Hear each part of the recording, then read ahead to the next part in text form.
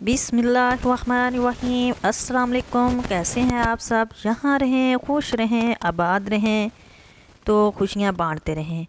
आज है शब बरात की रात। आप सबको मेरी तरफ़ से शब बरात बहुत बहुत मुबारक हो। तो मेरे लिए भी बहुत दुआ कीजिएगा।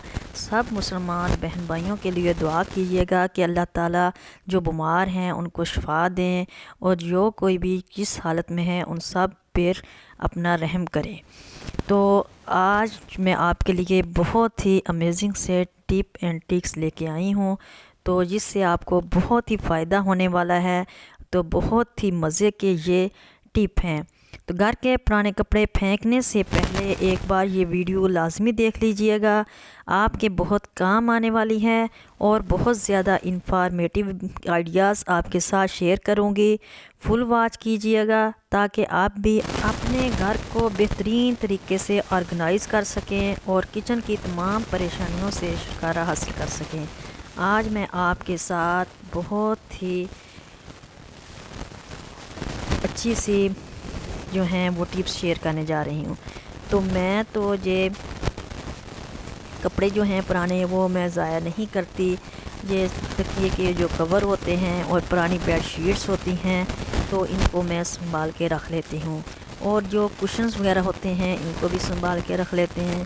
तो इससे हम बहुत से अपने जो घर के कम चीज़ें हैं वो बना सकते हैं। तो आगे मैं आपको वीडियो में चलकर बताऊंगी कि आप इनको कैसे इस्तेमाल कर सकते हैं।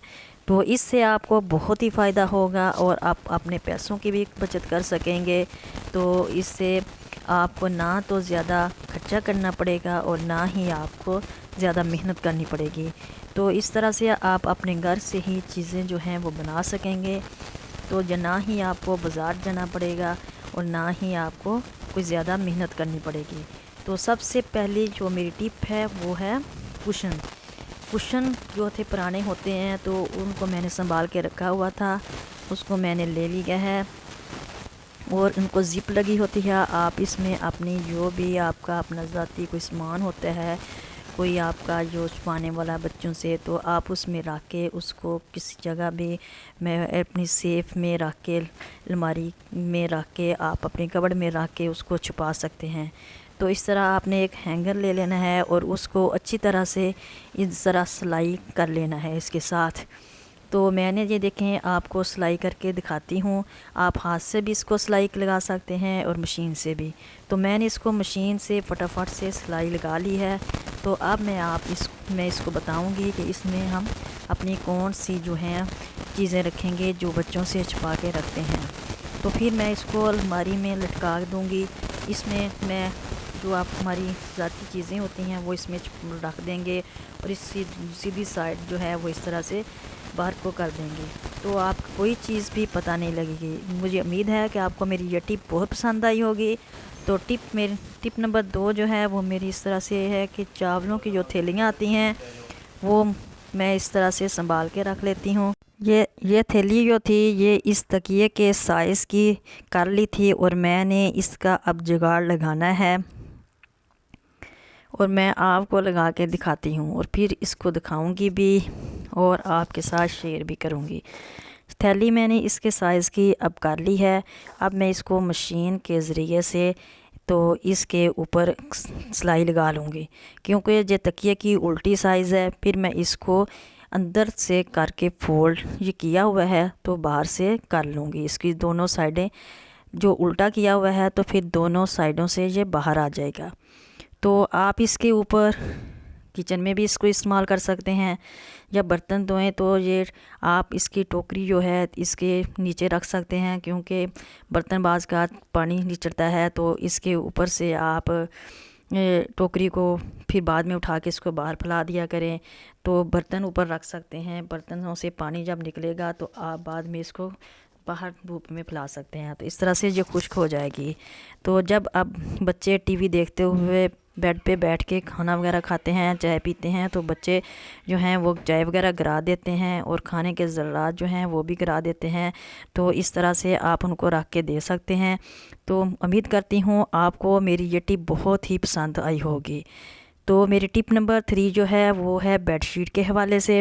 कि मैं पुरानी बेडशीट जो हैं वो फेंकती नहीं हूँ और इनको मैं संभाल के रख लेती हूँ, क्योंकि इनके कलर इतने ज़्यादा ख़राब नहीं होते, तो फिर इनको चेंज तो करना पड़ता है।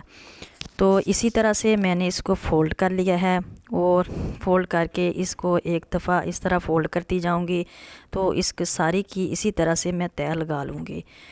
तो तह लगा के इसको तो फिर मैं अच्छी तरह से इसको आप प्रेस करके भी सही तरह से कर सकते हैं, तो वैसे भी इसको कर सकते हैं। तो मैंने इसकी अच्छी तरह से तह लगा लेनी है।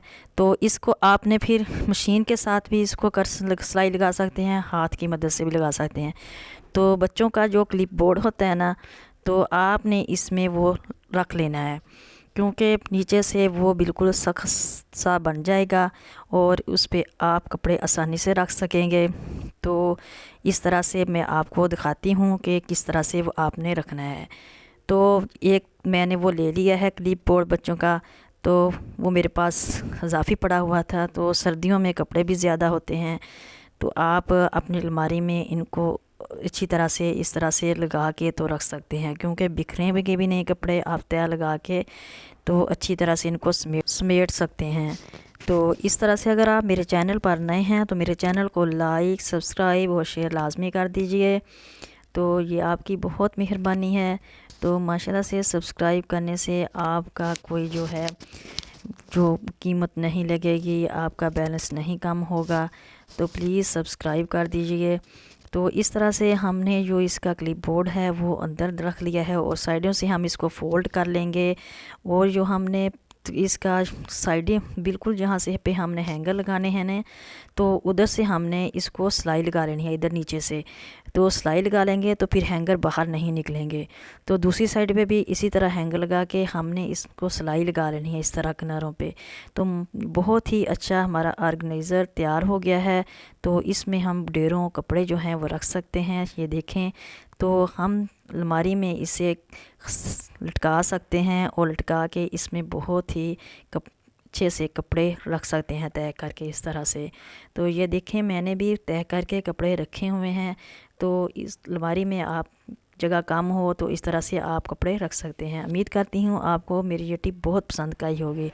तो टिप नंबर 4 जो है वो मेरी तकिए के हवाले से है कि तकिए को आपने इस तरह सीधा रख लेना है और ऊपर वाली साइड पे आपने मुंह वाली साइड पे इसके जो है वो हैंगर लगा लेना है। नीचे से आपने इसको फ़ोल्ड कर लेना है और हैंगर रख के आपने इस तरह इसको सिलाई लगा लेनी है। हाथ की मदद से भी आप सिलाई लगा सकते हैं और साइडों पे भी नीचे से फ़ोल्ड करके इसको सिलाई लगा लेनी है। तो ये आपका बहुत ही अच्छा सा ऑर्गेनाइज़र तैयार हो जाएगा। इसमें आप अपने बच्चों की भी चीज़ें रख सकते हैं, रिमोट वगैरह भी रख सकते हैं, अपनी मेडिसिन भी रख सकते हैं जो आपको आसानी से मिल जाए। तो बहुत ही अच्छा ऑर्गेनाइज़र तैयार हो जाएगा। तो उम्मीद करती हूँ आपको ये मेरी टिप बहुत ही अच्छी लगी होगी। तो आज मैं फिर इजाज़त चाहती हूँ, क्योंकि आज शब बारात है। तो दुआओं में याद रखिएगा। फिर अल्लाह हाफिज़।